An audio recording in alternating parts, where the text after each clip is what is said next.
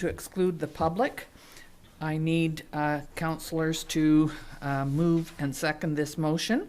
Then in accordance with Ministerial Order M192, the Town of Osoyoos regular open council meeting continues to be closed to the public due to the inability to meet physical distancing recommendations made under the Public Health Act in council chambers located at 8707 Main Street. And that to ensure openness, transparency, accessibility, and accountability, the Town of Osoyoos regular open council meetings will continue to be recorded, live streamed, and published on the town's website, and that the regular open meetings be streamed on Eastlink's community channel. Councillor Rhodes, Councillor King, all in favor.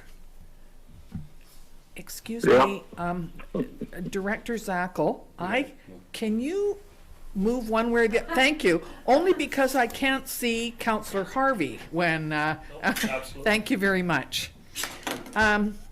So there are no late items, Mrs. Hilson, good. So what we need, please, is a motion to approve the regular open agenda be approved as presented.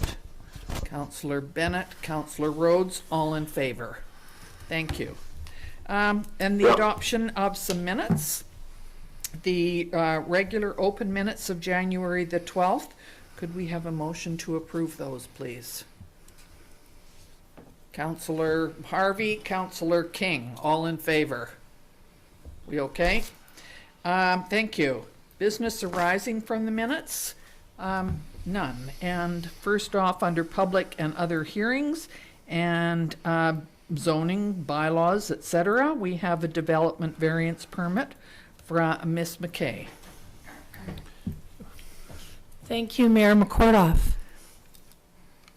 So I'm here before you today with report number 2 for development variance permit application number 20-07 pertaining to the issuance of a variance permit for property located at 8516 32nd Avenue. The applicants are the owners of the property, Christina Lowther and Christopher Lowther, and they are proposing to locate a accessory building in their front yard for which they require 2 variances. The first is a variance to the zoning bylaw section 4.4.4 to allow for the accessory building within the front yard, and the second is a variance to section 8.2.2.1 of the zoning bylaw to allow for reduction in the front yard setback from 6 meters to 4 meters. Council will recall that this application did come before you previously. So the subject property is irregular in shape with a flat topography. The rear of the subject property abuts an unbuilt road allowance in which serves as a walking path connecting Haynes Point and Oleander Drive. So with respect to our zoning bylaw specifically states that accessory buildings or structures shall not be located in the front yard, and then it also specifies a minimum setback from the front yard shall be 6 meters. So a variance to each of these sections of the zoning bylaw is required in order to allow for the construction of the proposed accessory building in the front yard. So again, Council's policy on considering development variance permits states that consideration to the impact of the viewpoints of the neighbors shall be taken into consideration. And again, no comments have been received at the time this report was prepared, but I'll turn to Mrs. Hilson and ask if she's received anything. Thank you, Mrs. Hilson. So staff does support the request of variance subject to input from the neighbors. The proposed detached garage will be similar in nature to those on the adjacent properties, both on each side, east and west, and also have the same finishes as the existing home, and it is a single story with a flat roof. So implications to the community are as follows. In accordance with council policy, council shall provide an opportunity for members to provide input, and we did provide opportunity. Organizationally, additional tasks would be to include monitoring the building permit application to ensure compliance with the issuance of the permit. There are no impacts to our budget associated with this variance application. Significant dates. Now, council first received the variance application at your meeting on January the 12th, at which time council approved the application and authorized issuance of the notification process. Notifications of council's intent to consider the issuance of the proposed DVP were mailed and hand-delivered to all properties within a 60-meter radius on January the 13th. Again, following issuance of the DVP, the applicant will have 2 years to substantially commence the project, should council issue the variance. And sustainability, construction of the accessory building in the proposed location will not result in any adverse impacts to the natural environment. Options before council today, option 1, pardon me, that council authorizes issuance of DVP 20-07, or option 2, council denies issuance of said variance. And staff are recommending option 1, issuance of the development variance permit. Thank you, Mayor Thank you, McCora. Ms. McKay. Yes, Councillor King. Yeah, thank you, Madam Mayor. Just a question, on the back side, on the lake side, I guess it would be, do we gain more footage there? What's the variance on that side? At the rear of the property? Yeah, the rear property, yeah. There is no request variance there. I'm not sure I understand the question. We Well, don't I guess I'm gain, just looking at the drawing, trying to understand it, where there's a gray line inside and the blue line outside. are you looking at the site plan for the subject property? Yeah, There is no, there's no gain on the part of the town. I'm not sure I understand, really. well, I guess it shows like a 40-foot road allowance. Oh, that road allowance is already the town's road allowance. Okay, so and that That- that would just back up to the blue line? No, there's no change to the construction at the rear of the property. I know there's no change, I'm just trying to understand. Yeah, so that road allowance exists and it remains there. Okay. It's an unbuilt road allowance where the Haynes Point Trail is, the Acacia Trail, that Okay. connects Oleander Drive to the provincial park. Okay, so let me just, so it's got a 6-meter setback, the gray square, and then you got about a 20, I can't read it, 25 center to the blue. Oh, it's just indicating where the house is located on the subject property relative to the required setback. Okay, so the setback is 6 meters. That's correct. Okay, thank you. Sorry about that confusion, Councillor King, on my part. Councillor Rhodes has a question. Go ahead, Councillor Rhodes. No question. Thank you, Mayor McCord. I'll move the staff recommended option number 1. Okay, thank you. Is there a seconder? Councillor Bennett is seconding that. Any other concerns or questions? No. I will ask, all in favor? Thank you, that's carried. Thank you, Ms. McKay. Thank you, Mayor and Council. Have a lovely afternoon. Yes. That's a very nice jacket you have on. It's your color. Thank you.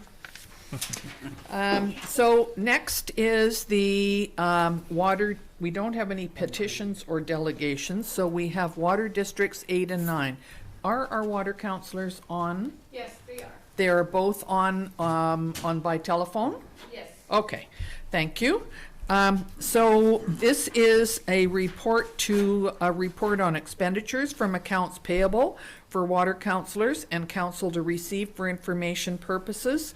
And the water district cash requirements up until January the 21st are in the amount of $2,956.50. And there are 2 options. And was that Councillor Morera? Both of them? Yeah. I didn't hear them both. Yeah. So one, did you catch who's made the motion and who seconded it? Yeah, Water Councillor Appleby and then Water Councillor Morera second. Thank you very much. And any questions? Go ahead, Councillor King. Yeah, thank you, Madam Mayor. I guess the question to Mr. Zacco, when I look at kind of the invoice, it says Fortis electricity for $96. That sounds like one day. Is that kind of normal? It could be. There's probably about 45 different accounts that Okay. we have for Fortis. Yeah. So it just broke it out at the big It's numbers? basically based on one of the meters that is in the water district, so there's a Okay. billing for it. Thank you. Okay. So have we already voted on that? No. All right. So any other questions? All right. All in favor of the motion? Aye. I'm in favor. Thank you very much. That was carried. Thank you, water councillors. Okay.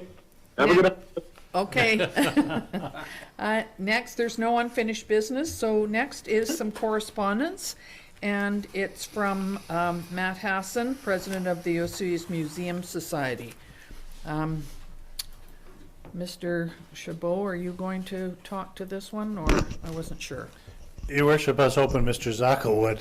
Oh, good. He's prepared his budget report for the meeting Thursday, indicating a decrease in operating expenditure by reducing the amount allocated to utilities and repairs at the old museum site. They've asked for that funding to remain and be transferred to offset utilities at their new location. We're still paying some utilities at the old location. The lights remain on. I'm sure it's kept modestly warm. So it couldn't happen. Perhaps Mr. Zacco could explain how he could see this happening if council wanted to support the request to retain that funding. Well, and that's it. We're asked to provide a motion, so could you explain, Mr. Zacco, please? Yes, the museum's requesting that they capture the funding that is going towards the old museum, which is currently owned by the town, which is also going to have some fairly significant costs related to it with respect to demoing it once that facility is done. We budgeted $10,410 in 2020. $7,450 of that was for maintenance, power, etc. $2,960 was for town staff wages for doing repairs and maintenance. Our actual expenditures in 2020 were only $4,210. So that's why I was reducing the budget for that building of ours for 2021, reducing it from $10,410 down to $6,020. There will still be expenditures related to that building as it's still being utilized, be it just for housing the museum information right now or products. But, you know, it's tough to say what the actual will be. We are currently giving a grant in aid of $56,000 to the museum as an operating grant.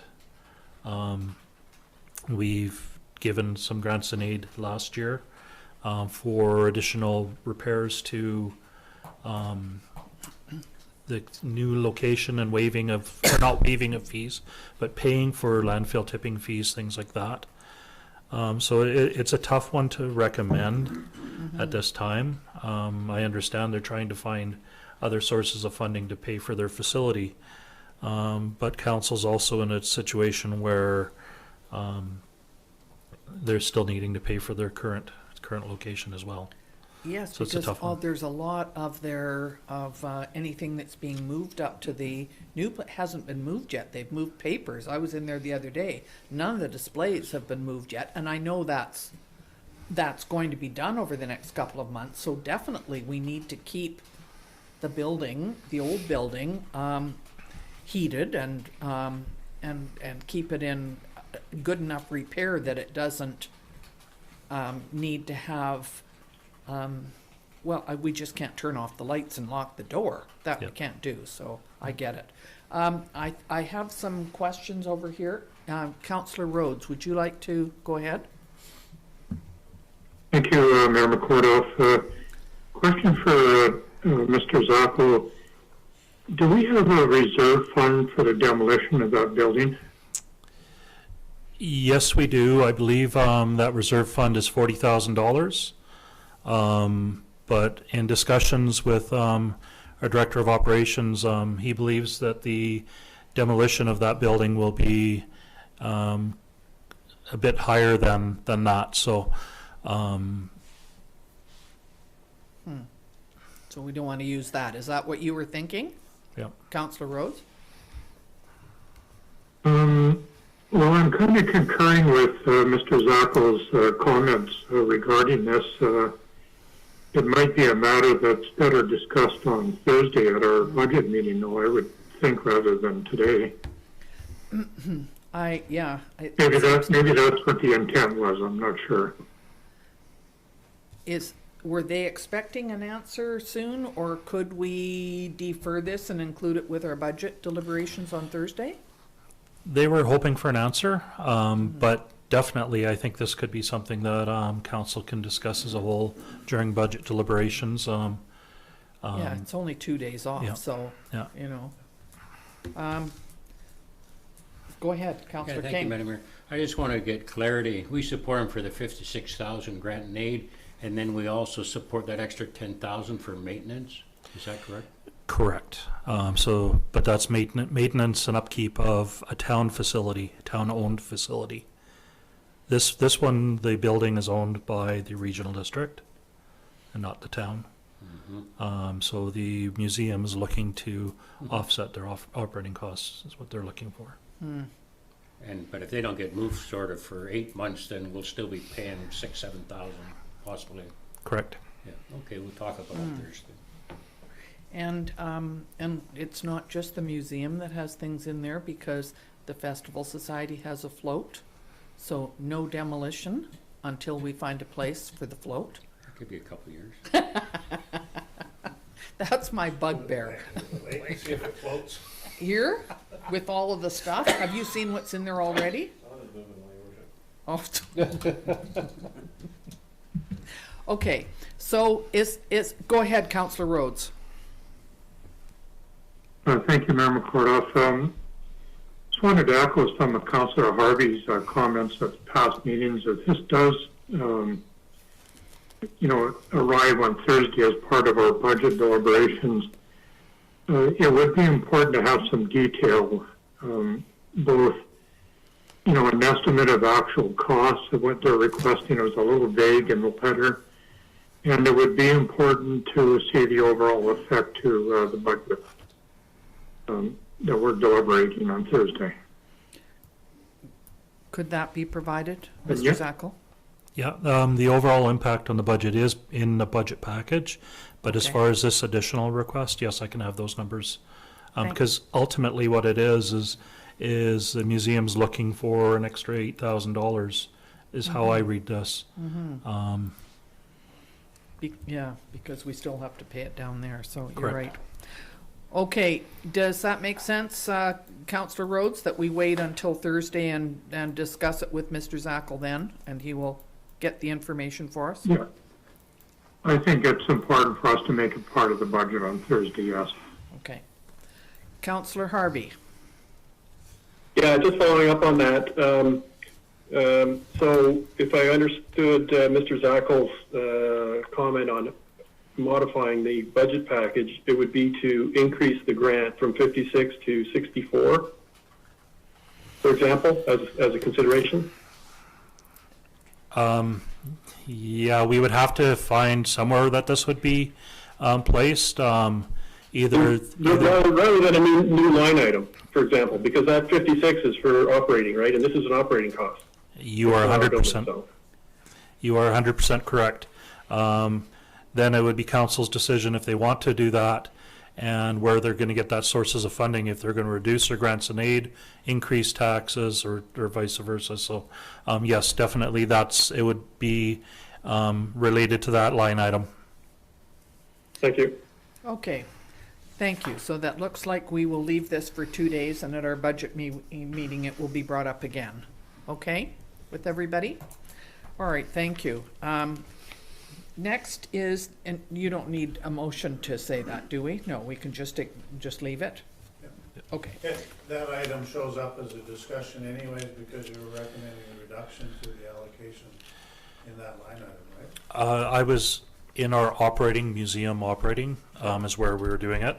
I'll bring it up as a topic of discussion, so council can debate and go from there. good, thank you. The next is the request for a letter of support for lake monitoring for mussels from Oasis. Mr. Chabot, are you? Or you didn't, I can if you wish, Your Worship. This was an email sent to Mrs. Hilson and copied to our info at Osoyoos email address. I think this is probably an annual request or semi-annual. Yeah, I believe she said she asked for the same request last year and council supported. And I know the deadline's coming up in February. at the beginning of February, so she was hoping that council would, I'd pass a motion, we support this letter. Yeah, is there somebody that would second that we support this letter? I certainly will. I'm absolutely think this is very high on the priority list. We need to continue to sample water from Osoyoos Lake, and we need to be very careful that we keep a very close eye on what's happening in our lake. It's we can't let mussels, zebra quagga mussels, be in there. Unfortunately, they have not found any so far, and they have not found any. There used to be called Asian clams. Are they still called that? Yes, Asian clam, it says here. There have been some Asian clams found on the American side of Osoyoos Lake. So we're really trying to be, I think, really knowledgeable about this. Lisa Scott's done a terrific job of keeping us informed and providing information for us, and keeping this high on the list of things that we need to look after. So I'm certainly in favor of sending a letter, and I'm sure we would have one from last year that we could look at. So that was moved and seconded. Are there any questions or concerns? Okay, all in favor of sending a letter? Thank you very much. And the next one is from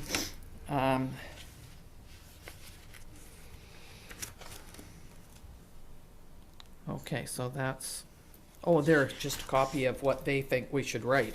Okay, I was thinking it was from somebody else. Perfect, thank you.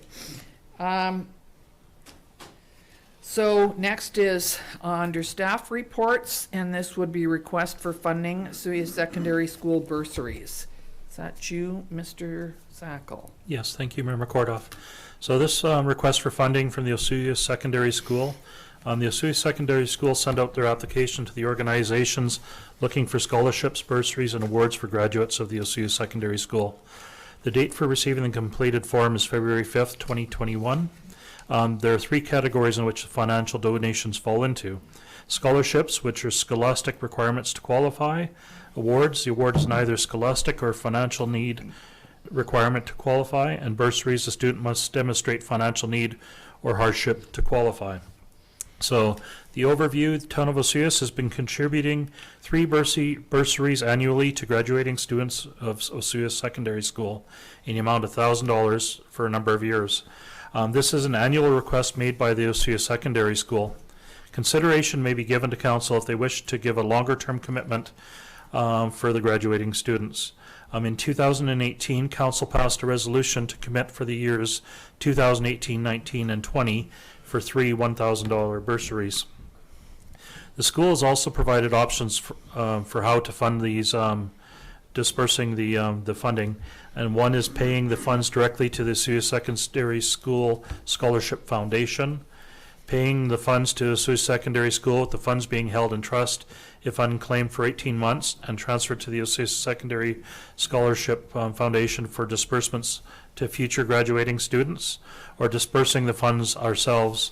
In the past, the town has distributed the funds to the graduates once they provided proof of registration in post-secondary.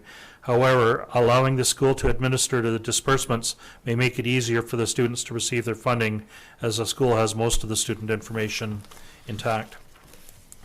This provides a little bit of assistance to a graduating student from the Osoyoos Secondary School, helping out with some of their post-secondary costs. Organizationally, the mayor or mayor's designate would present the bursaries at the Osoyoos Secondary's award ceremony. Under budget, no budget implications if the amount of $3,000 is not changed. These funds come out of the grant and aid pool of funds. Significant dates, the school needs the town to reply by February 5th to their request. Sustainability allows for financial support for 3 graduating students going to post-secondary. Options before council: to award 3 bursaries to graduates of Osoyoos Secondary in the amount of $1,000 each, Option 2, to award 3 bursaries to graduating students of Osoyoos Secondary in the amount of $1,000 each for the years 2021, 22, and 23. Option 3, to award 4 bursaries to graduates of Osoyoos Secondary in the amount of $1,500 each. Option 4, for council to direct staff to pay the bursaries, bursary funds to the Osoyoos Secondary School. And option 5, to not award bursaries in 2021. And staff is recommending option 2 and 4. Thank you very much. Council, what do you, anybody got any ideas on this? Councillor King. Yeah, I just have a question. Thank you, Madam Mayor. I definitely support this. Some of our students are the smartest in the province when you hear some of the stats. I just need clarity, and I might be micromanaging Mr. Zackel. When you read off about the 3 dots paying the funds to a secondary school, they held in trust and then they go to the scholarship foundation or they disperse them. But when I look at the options, it doesn't quite say the same thing, but is it meaning the same thing? It's meaning the same thing. So ultimately, with the secondary school foundation, the money's going directly into there. Yeah. They disperse it from there. Going to the school, it's just more of a procedural thing for them. And actually, Mr. Zackel, there have been times when we've kept the money from years past and the student has not, and we've had to try and track them down, correct? That's correct. So this might be an easier way, and then it would be up to the school. We've agreed to pay the money. If it doesn't happen within 18 months, then the scholarship committee can then look at that money, and it takes it out of our hands, kind of. That's correct, Yeah. and it basically ensures that some graduating student will benefit from the monies granted by town council, yes. Thank you. I think it was Councillor Rhodes had a question. Thank you, Mayor McCordoff. Well, this is one of my favorite times of year when we get to do this kind of thing. These amounts are so important to these students, and they're very, very beneficial. I think at the end of the day, they really help with their education, with their future education. I'm going to stick my neck out here and make a motion based on option number 3. Not the recommended option, but option number 3. Okay, so that's double the amount of money that that we would be donating. Is that correct? No. Yeah. Yes, it would be. Yeah, but, well, 6,000 yeah, versus 3,000. in 1 year, you know. Yeah, it would be 6,000 versus 3,000. Yeah. That's correct. Okay, is there somebody who would like to second that? Councillor Harvey, are you seconding that? No, I had a comment. I'll wait till it's seconded. Is there a seconder for Councillor? Well, I'll second it for discussion. Okay, so we go with option number 3. All right, go ahead, Councillor Harvey. So, Mr. Zackel, when you said this comes out of a grant in aid pool of money, that's the $65,000 pool, is that correct? That is correct. And so if we were to increase this from 3,000 to 6,000, that would put a squeeze on other grant in aid requests unless we bumped the 65,000. You are correct. Thank you. Just trying to get a full Yeah. picture of the implications. Okay, so go ahead, Councillor Rhodes. Just further to Councillor Harvey's comments, I'm going to go on a weak memory of last year. I believe that we had fewer requests than normal, and that we did have some budget money left over after all of the requests were fulfilled last year. Yep. Councillor King is shaking his head. I believe, Councillor Rhodes, we had more requests, but we come in just under budget. Yeah, That was my point. I believe that the total amount that was requested last year through the grant aid was less than our budget amount. No, I think the amount requested was considerably more than the budget amount. The amount awarded Yeah. in the end of the day Yeah. was Slightly less. 58.5. I think we had 62. And a little bit Okay, was well, left, yeah. several of those requests would have been denied not because of anything other than they didn't qualify for it. Yeah. Not Well, that- some amounts were not awarded in the full amount requested, so they qualified, but they didn't get the full amount requested. That's true. It's hard for me to imagine anything more important than doing this. This would rise right to the top in the grant and aid program, in my opinion. I totally agree with you, Councillor Rhodes, but I have attended the ceremonies up at the school and online for the last about 10 years, I think, and I'm absolutely amazed at how much money is donated in terms of bursaries and scholarships to the students up there. And from various organizations in our community, which is admirable, and so I'm a little bit concerned about adding another $3,000 to this bursary, because it was just a couple of years ago that it was at $750 and we upped it to $1,000. So I think it was 3 years ago when we did this 3-year plan. So I'm not sure that that I'm comfortable agreeing with that, but you know what? We've got a motion on the floor. It's moved and seconded that we go with 4 bursaries in the amount of $1,500 each. And so if you're ready, I'll call the question. All in favor of the motion? Against? Sorry, that motion has failed. Is there someone who would you care to make a motion? Yeah, I'd like to make a new motion. I think I sort of support Councillor Rhodes, but maybe we could split the difference and support 3 bursaries as normal, but make them $1,500 each instead of $1,000. Is there a seconder for that motion? Councillor Rhodes is seconding that? Yes. Is there any other, anybody like to comment on that? Go ahead, Councillor Bennett. Thank you, Madam Mayor. I'm just not too sure when we're saying 1,500 or 3, is that just for 1 year, or are we doing it committing to 2021, 22, and 23 as a number 2?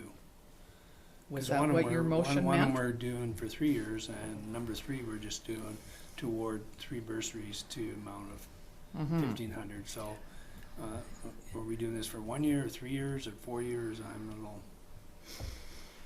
I'm sorry, Well, that wasn't. 3 years. For the 3 years. So Yeah. 3 21, 22, bursaries, 23. Yeah. $1,500 each for 3 years. Yeah, but 3. Okay, anybody else have a comment on this? Well, so the motion now is to award 3 bursaries in the amount of $1,500 each for the 21, 22, and 23. Am I correct? Is that what you've got? Okay, thank you. I'm going to ask for a vote then. All in favor? Against? Okay, that was carried. That was Okay, thank you. And we're also looking, Mr. Zackel's suggestion was to go with option number 4, to pay to send it directly to staff, who will then give it out, and if it is not given out in 18 months, it will be transferred to the Osoyoos Secondary Scholarship Foundation. Is there someone who would like to make that motion? No. Councillor King? Seconder, thank you, Councillor Bennett. Can I tell you that I know the people who, it's a board of directors that look after the Scholarship Foundation, and when the Seroptimus Club, which has just folded in June, we had some money left over and a little bit left when we did our banking, and so we, instead of, because we were closing our bank accounts, we provided money for this year's bursary to the scholarship committee because they had the legal ability to handle it and again give it out. So it's a group of people that that are very careful about how they look at this, and I think I'm perfectly comfortable with giving the money to them. So, Question. go ahead. I have a question. Can you read the motion back, please? That staff pay bursary funds to Osoyoos Secondary School. Well, I was just curious if you're adding in the part where it gets transferred. I was gonna type that in, actually. I was just writing, That dot two would be the proper. yeah, that would be motion. paying the funds to Osoyoos Secondary School, with the funds being held in trust if unclaimed for 18 months, and then transferred to the Osoyoos Secondary Scholarship Foundation for disbursements to future Okay, graduating that's the students. motion. That's- Okay. Yeah, that's it. And Councillor Bennett, you seconded that? Okay. So any questions? Okay, all in favor? Against? Okay, no, that looks like it's passed. Am I correct? Thank you very much, Mr. Zackel. Thank you. Now, are we ready for this? Mr. Brownstein, think would you you like said to it. come up and speak to the curbside organic collection? Thank you. Thank you, Your Worship. There's a lot of giggling going on, and I'm not sure why. So yes, Council has a staff report before them in regards to curbside collection. There's a lot going on here, Your Worship. Basically, this has come forward due to the opportunity for the community to apply for grant funding to offset organic collection, namely food waste within the community. So as part of that, staff did some little bit of research, a little bit of digging into what that actually ends up costing the community in order to start this program. So there's a whole bunch of elements at play. There's current contractual obligations that we have with Waste Connections in regards to curbside collection, which is playing into this. There's the need and the desire to use the Osoyoos or the Oliver landfill instead of the Osoyoos landfill for disposit. There's also the option of going, fully automated, so fully automated side load collection for the community. And of course, there's costs related with this. So basically, council has three options before them. Either we just do organic waste collection, we move towards automatic side load collection, or we continue with status quo. To the organic side or waste collection and then the automatic side loader are very similar proposals in the fact that we would still be looking for carts for our green waste collection, including food waste. The difference is the organic would just be a cart for just organic and green waste. We would not be looking at going full side load. So we'd have 2 carts available to the community. Instead of going with a full side load, it would be 3 carts for the community. But the automated would be similar to Oliver, to Summerland, to Penticton, where they have a full cart system for the community. And then option 3, of course, is status quo, and we just continue on the path in which we are currently motoring down and look at potential implications at the time of contract renewal. Because right now we're opening up this contract that we currently have with Waste Connections, and as soon as we open up that contract, they have a little bit of say on how they're going to deal with that response. So the other option to council is just holding off until 2026 and looking to roll this program in 2026. The downfall to that is whether or not there will be grant opportunities to offset the cost of carts and kitchen catchers for a food waste collection system. So again, there's a lot going on here. I fully understand, and I will open the floor to questions. Well, I'll ask the first one. My concern is that it says regional organic composting facilities, which in my mind, and actually on page 3 of 6, presently the RDOS is constructing a residential food waste compost site at the Oliver landfill. So what you're asking is for us to combine not only the food waste, but all of the yard waste as well. That is correct. I found that kind of confusing because that wasn't what my mindset was on this. So, and I've circled it in several other places too, where we're talking about, prepare for curbside food waste collection. So it's very confusing because now you're suggesting that what might have to happen is that it is mixed in with all of the yard waste that comes from people's properties, their prunings and so on, which is quite separate right now.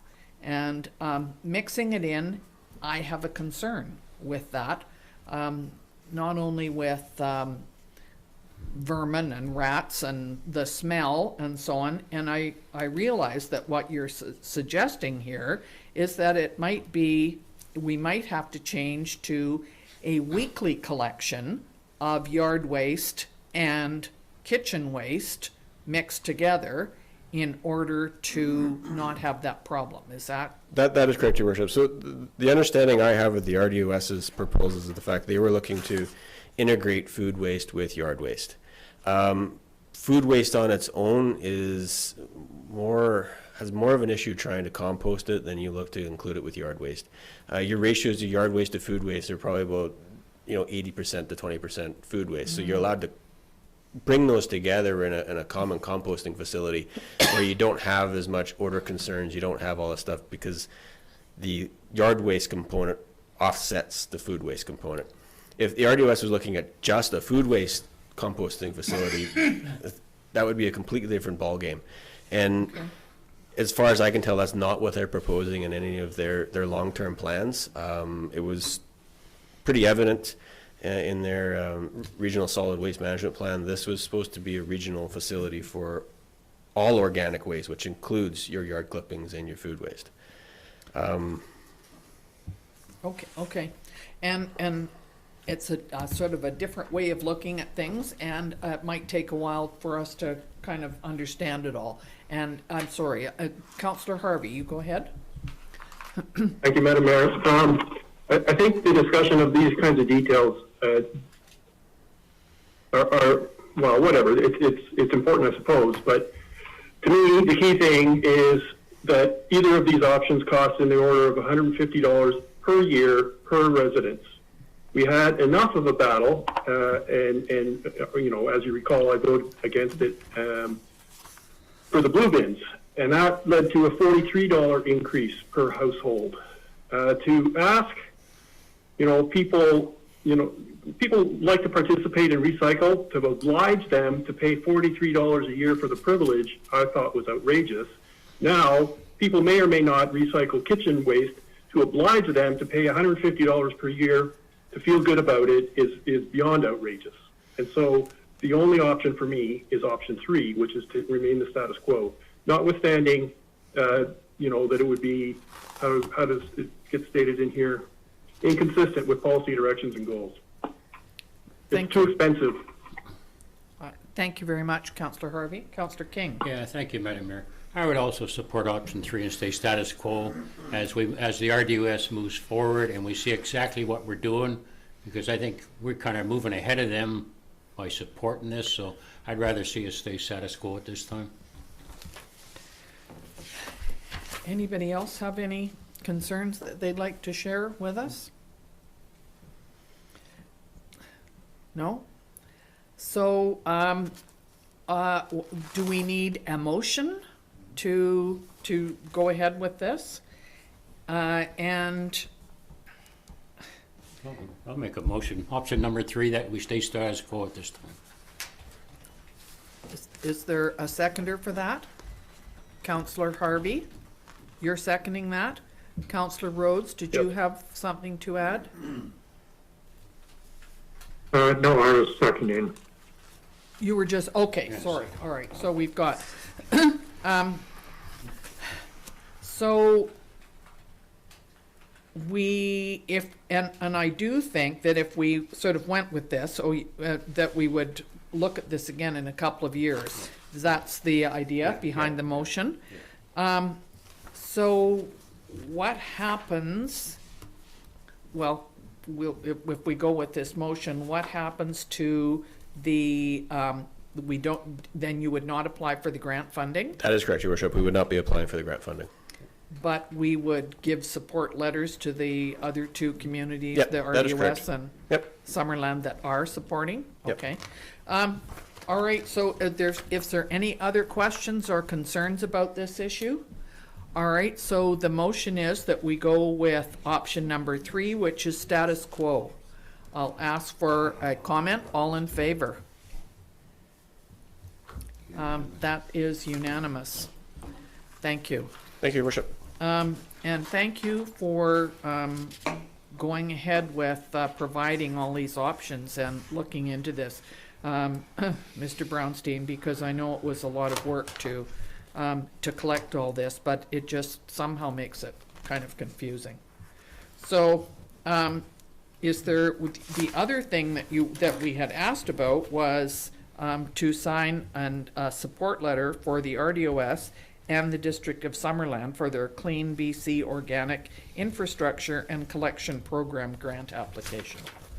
Is there someone who would like to move that option? Councillor Rhodes, thank you. Is there a seconder? Councillor King.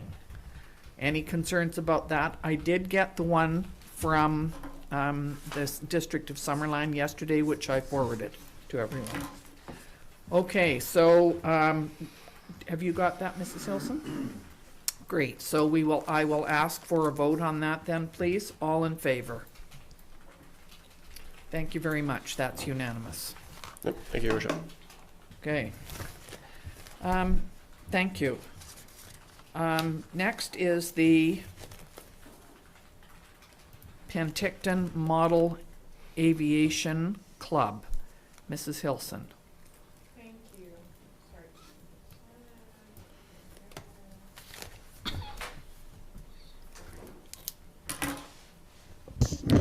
Council has approved a use agreement with the Penticton Model Aviation Club, PENMAC, for a one-year term each year since 2013 in order for PENMAC to use the airport to fly model aircrafts. As per Transport Canada, the town of Osoyoos' aerodrome is not a controlled airspace, and drone pilots and model aircraft pilots may fly with caution in the area, as well as ensuring they avoid established traffic patterns. The Canadian Aviation Regulation applies to remotely piloted aircraft system, which includes drones and model aircrafts. Any drones that weigh between 250 grams to 25 kgs must be registered. Furthermore, to fly a drone within the weight parameter above, the pilot must obtain a basic or advanced pilot certificate. However, there are exemptions from the requirements set out in the Canadian Aviation for its members of the Model Aeronautics Association of Canada. As PENMAC belongs to the Model Aeronautics Association of Canada, the exemption does apply to them. So we have had no issues in the past for the use of the airport by PENMAC for this purpose. They are requesting an agreement for another year, ending December 31st of 2021. Insurance is provided through the Model Aeronautics Association of Canada in the amount of $7,500,000 for bodily injury and property damage and $1 million in tenant liability. Currently, the town has not charged a fee to the group. However, staff will be monitoring the agreement for the 2021 term and may recommend a fee be charged if the agreement is renewed in 2022. All other terms of the previous agreement remains the same. Implications to the community is the club provides a recreation opportunity for local people and brings other people to town to participate in their activities. Organizationally, staff time and monitoring the contract. So options before council is that the council approve the agreement with the PENMAC for the use of the Osoyoos Airport until December 31st of 2021, and that the signatories for the town be authorized to execute the agreement. 2, that staff make changes to the agreement and return to council for further review. And 3, that council does not approve the agreement with PENMAC for the use of the Osoyoos Airport. Thank you very much, Mrs. Hilson. Councillor King? Yeah, thank you, Madam Mayor. Yeah, I would support option 1. They do a great job up there. I guess I live up there and get to see them fly around. Some of those planes are like 5-6 feet across. They're actually pretty big. Put a squirrel on it and let it ride around. I guess I just have one question. Again, this is a contract coming after the fact. Is this one going to go into our new electronic system to try to get ahead of these instead of after? This one, they came to us and asked, so these aren't, it's kind of renewed upon request from the user group. So this one, they came to us, they wrote us a letter December 18th that staff just received January 14th. So then maybe it'd be an opportunity to put in your agreement that they have 60 days to submit or something before their contract runs out? Yes, and I do know council will be seeing one more, the archery club. Will be Exactly. bringing a request, probably at the next Yeah, I'd council just like to meeting. start seeing Yeah. these come before the fact. Thank you. Okay, thank you. So, go ahead, Councillor Rhodes. Thank you, Mayor McCordle. I'll second that motion. I'm really quite happy that any form of aviation at our airport is more than welcome. Thank you. So it's been moved and seconded. Councillor Harvey, you have a question? Yeah, well, yeah, I suppose. I mean, you know, I think it's a great thing.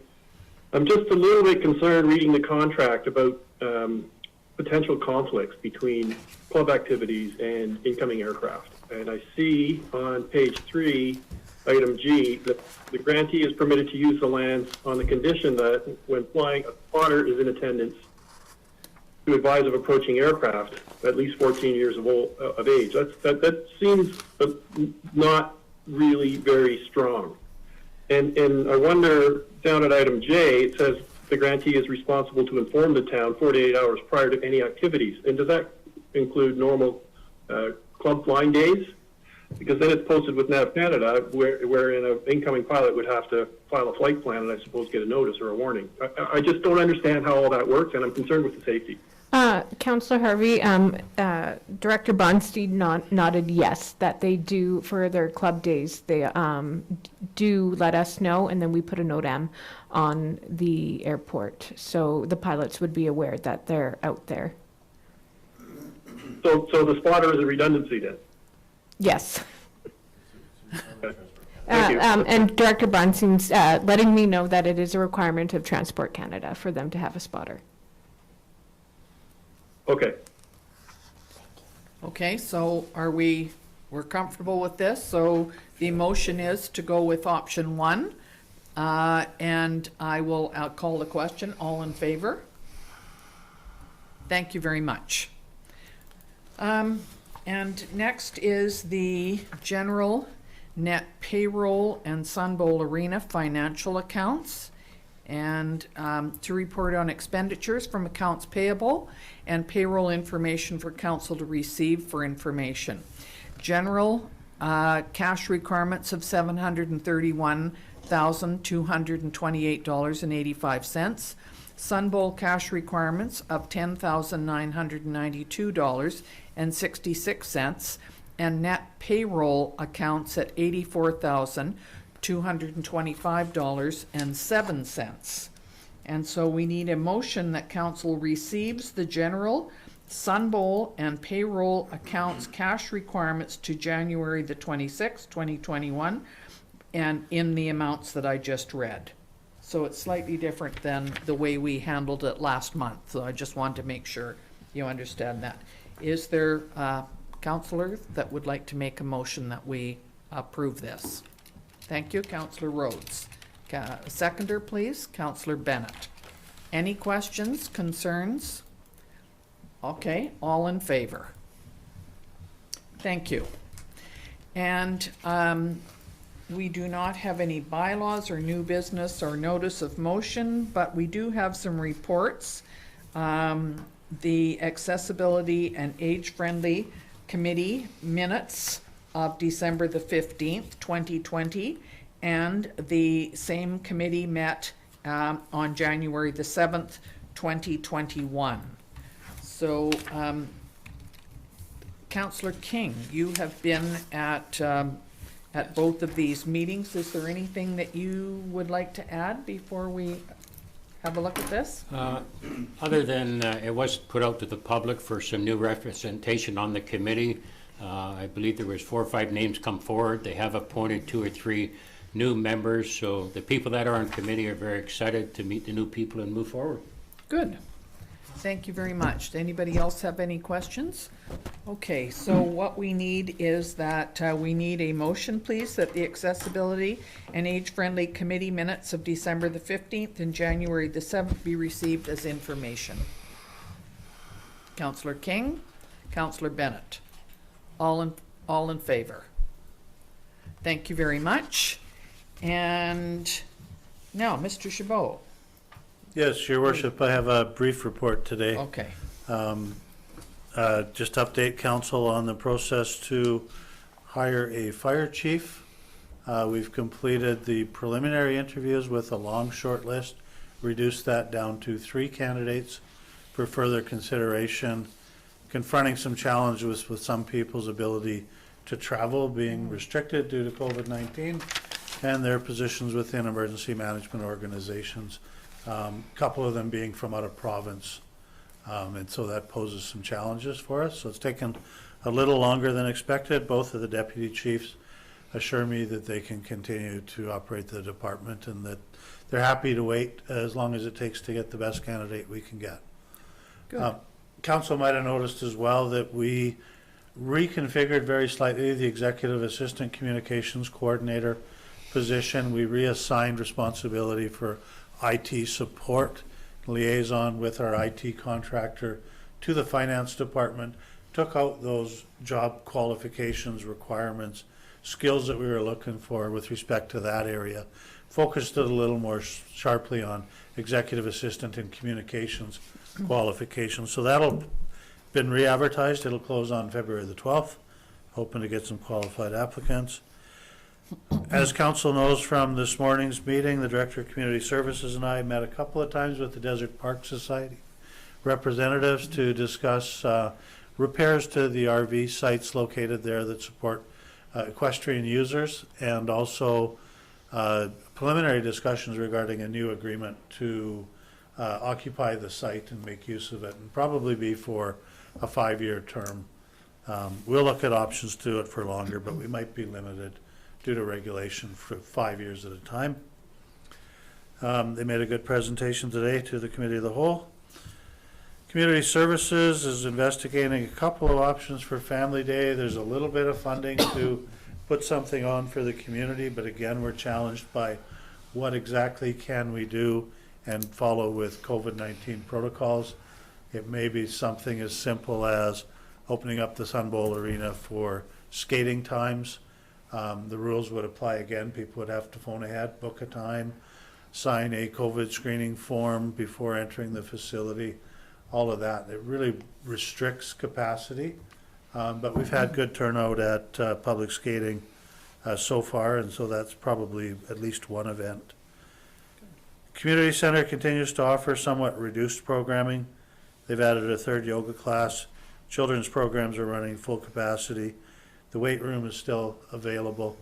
And again, people need to call ahead. They need to book their times to use the facilities. They need to wait, not arrive too early, show up at their appointed time and leave when their time that they've booked has been used, and provide that. So further to the folks that got appointed to the Accessibility and Age-Friendly Committee, the 2 community members are Pam Jensen and Jasmine Callisto, and council amended the terms of reference to create an agency liaison position with Interior Health, and Interior Health has put forward Tanya Osborne from their organization to work with that committee. So it's all good.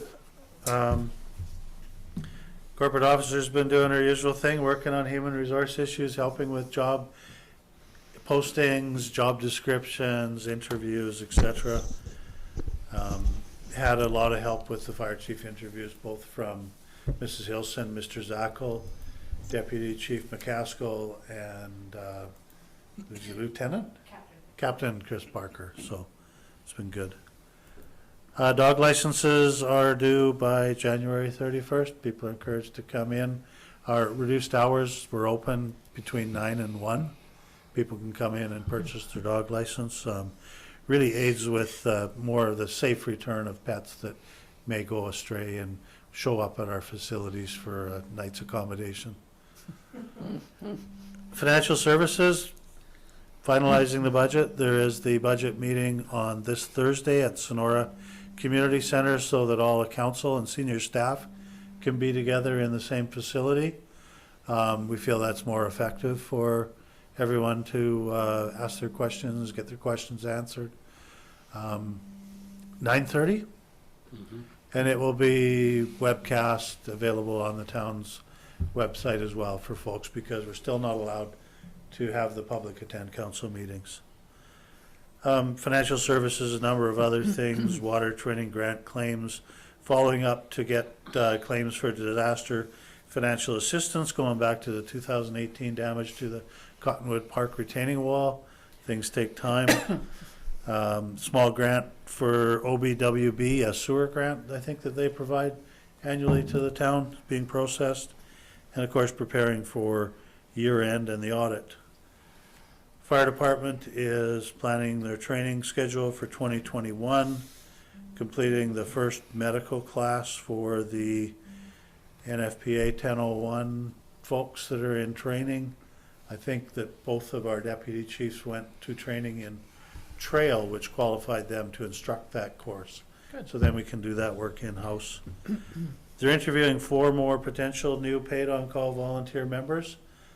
Just a note about that, they like to onboard them in groups rather than individually, and it helps streamline and make more sense of the training. And then there's a group of people that are at the same level at different times during the training schedule as well. So that seems to, we've had strong interest in volunteering to be a member of our fire department. We're really happy about that, and everyone's been doing well in their training.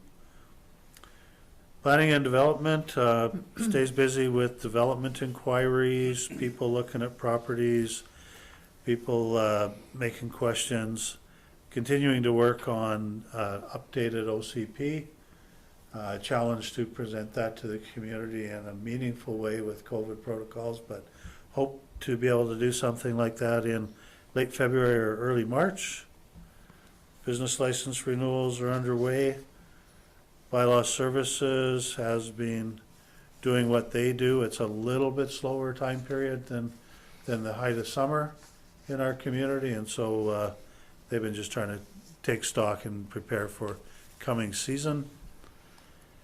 Operational services, there's been an awful lot of maintenance work goes on. We've been blessed with very little snowfall or need to be plowing or providing abrasive to the roads, which is good. A lot of capital project planning work ongoing. Bayview wastewater pump station. The work is underway there to relocate that. The same firm doing that work was awarded the contract for phase 2 of the Water District 9 rural twinning. And they're going to do the Vedette Drive restoration and deep infrastructure works as well. So there's been pre-construction meeting for that. They'll probably commence that work in the near future. We reviewed this week the request for proposals received for the Main Street redesign work, looking at upgrading the pedestrian infrastructure, the street furniture, the look and feel of Main Street between Park Place and Kingfisher, and then also as optional work, there was the opportunity to have the proponents look at the entire Main Street corridor from Osprey Court, which is the entrance up to Bilo Foods, McDonald's, all the way down to Lakeshore Drive, and develop a common look and feel and thematic elements and things for street furniture. And so that'll come to council the next council meeting, I believe. Yeah, we finished the evaluations, and so I'm pleased with what we received there. That's it. Sorry for going on. Thank you. Can I just ask the street evaluation, obviously Department of Highways has to be part of that?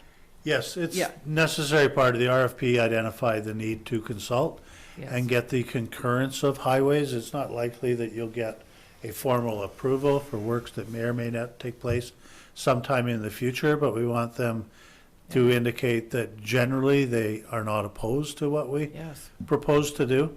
We really hope to improve, I guess, the pedestrian landscape, the accessibility of certain parts of it. That one identified section is particularly in need of repair. And yeah, the consultation at least twice with MOT. Okay. And I think some even suggested more. Good. Thank you. Okay, thank you, Mr. go Just ahead, a question. Councillor. Does that also take into consideration of the improvements on the sidewalk? Yes, absolutely. That's the primary goal of it. Yeah, thanks. And the street lights? Wasn't it? Sidewalks. Yeah, we're looking at streetlights as well, and if we can get rid of the overhead Cobra lights that are in our the street lights that are there urban right environment. now. Well, we got a mixture though. We got ornamental ones, and then we got the big cobra head that you'd light a freeway with. I don't think they belong in the urban environment. They don't add to the ambiance of our town. We can probably do better. Okay. If there's different opinions about those I other know ones. there is. I kind of think they're cool too. Yeah, I think they are. Yeah. Okay, so could we please have a motion to have the CAO report received? Councillor Rhodes, Councillor King, all in favor? Thank you. Okay, and we'll look at council reports. Councillor Harvey? Yeah, I have nothing for this meeting, thank you. Thank you. Councillor Rhodes? I have nothing for this meeting at all. Thank you. Councillor King? I don't really have an update. You've seen the accessibility and age-friendly minutes, so there's the update. Okay, thank you. Councillor Bennett? Just two short reports, Your Honor. One, the school board, last week, the big thing is the transition students that decided not to go back into the school system. There was 155 students in the school district that didn't return in September, that did, they registered through ULearn, or they did home study and using the support of the staff and teachers. And there's still 138 on the program. 11 returned after Christmas. And the big concern is basically when the students come back, is they're going to be able to get back to routine and concentrating and being part of the school programs. So that was quite interesting. The other one was January 15th was a Chamber of Commerce, South Okanagan Chamber of Commerce Zoom meeting with Rolly Russell and MLA Richard Canning, and we got to ask some questions, and basically MLA Canning give us some good news that basically we're trying to get the Vassal Lake part of the trail done, and we haven't been able to talk to the feds because they just said it's not up for discussion. And his last meeting with them, just before this meeting, they came back and said they're willing to start talking. So that's really good news. That's my report. Good, thank you very much. And so I haven't really had a lot to do the last 2 weeks, but I have been on conference calls, Zoom meetings with the resort municipality mayors. There's 14 of us, and we quite often talk about how tourism in the province of BC has been affected by COVID. We found that the 4 communities that are more summer oriented, like Osoyoos, Harrison Hot Springs, Ucluelet, and Tofino, tend to be able to handle things a little bit better than the rest of them that are winter ski resorts. And you've seen on the news a lot of the concerns that they have, and the problems, and certainly COVID seems to spread more easily in communities where you have people coming in for a weekend or 4 or 5 days, and so I know that many of the communities are having to deal with that right now. It's on the news all the time. We have a new minister in charge of the resort municipality, Minister Mark, and the RMI mayors have agreed to send her a letter of introduction and asking to have a meeting with her, just so that we can explain what it is that the concerns of the resort municipalities. So that's up and coming. You will see in the paper and on news broadcasts that Osoyoos' 75th anniversary has been talked about, and I was on Easy Rock with Brock Jackson one day, and his suggestion was that we come up with 75 ways during the year to support Osoyoos, or to celebrate Osoyoos' 75th. And I did tell him that if he would send me a list, I would take it under advisement very quickly. And so far, I haven't heard from him. So, you know, I think that there could be some things that we could do this year that would be kind of fun. They don't have to be large. We're not putting on, like we did at the 50th anniversary, we put on a snowball frolic, which was a dance that went on here for years and years. It was a great event. And that was in 1996. And so, or 97. And so we were, you know, we were sort of looking at ways that we could perhaps enjoy and celebrate Osoyoos' 75th. So if any of you've got good ideas that don't cost a lot of money, I'd love to hear about them. So maybe somebody will come up with something. I do know one thing that we're going to enjoy doing this year is the opening of the museum across the street.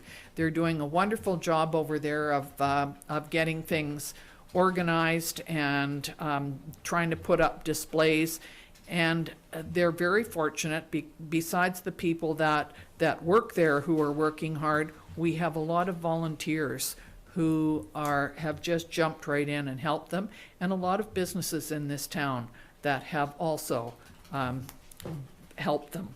So that's a good thing.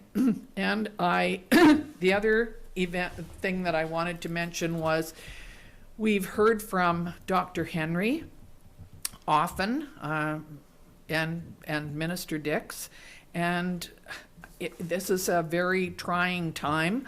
I know Dr. Henry uses the word, what she has her favorite word that she uses now, I can't think about it, but and Minister Dix, and they've done an excellent job, I think, of trying to keep us up to date on what the rules and regulations are. And it's not easy because there have been a lot of vaccines that they assumed might be here that are not here right now. So I think it's evolving, and that we will probably hear a lot more from them. But I certainly think that the people in Osoyoos have done an excellent job of being careful, looking after themselves, wearing their masks when they cannot social distance, washing hands, I see lots and lots of people outside going for walks. So, you know, well done, and fingers crossed that we will continue to work hard and look after ourselves and look after our community, because that's the most important thing, because I think we're in this for a while longer until we can try and get everybody who wants to vaccinated, which should happen by the end of September, as long as we get the vaccines. So thank you, everyone, and I will now read the motion to move into in camera. So I need a motion that the public be excluded from the in-camera meeting pursuant to section 91C, labor relations or other employee relations, sections 91K, negotiations and related discussions respecting the proposed provision of a municipal service that are at their preliminary stages, and that in the view of the council could reasonably be expected to harm the interests of the municipality if they were held in public. And section 91E, the acquisition, disposition, or expropriation of land or improvements, if the council considers the disclosure could reasonably be expected to harm the interests of the municipality of the community charter. So could I have a motion to for that? Thank you, Councillor Rhodes. Councillor Bennett, all in favor? Thank you, everyone. And we will move this meeting into an in-camera agenda. I just need to take some. Not a problem.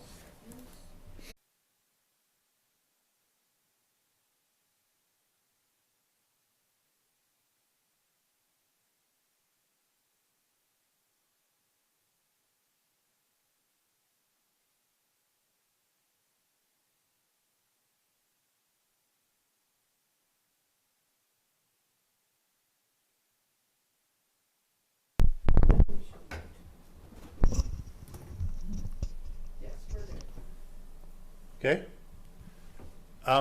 Your worship, just to report that during the closed portion of today's meeting, council passed a resolution authorizing the release of a motion approved there regarding a South Okanagan Aquatic Center feasibility study. The motion that was approved is that the town, or moved and seconded, that the council approve the town participating in the effort to undertake the development of a feasibility study for South Okanagan Aquatic Center and allocate the 2020 funding available, $40,000 for said study. There was 3 council members in favor, and councilors Rhodes and Harvey were recorded as voting in opposition. The study will be undertaken in conjunction with the town of Oliver and the Osoyoos Indian Band, anticipated to take maybe until the end of October to be complete. And we hope to release an RFP to identify a selected consultant / architectural firm to guide the process and work with a committee, advisory committee comprised of the 3 participant areas. Thank you very much. Now, is there anything else that needs to be done on that issue? I think the minutes just need to record that that was released. Yes. We don't need a further motion with respect to it. Thank you. So are we going to terminate this meeting? Yes, we are. Sure. Could we have a motion, please, Are these guys gonna stick around online? Yes, we should. to terminate this meeting? Councillor Bennett, Councillor King, all in favor. Thank you, everyone, but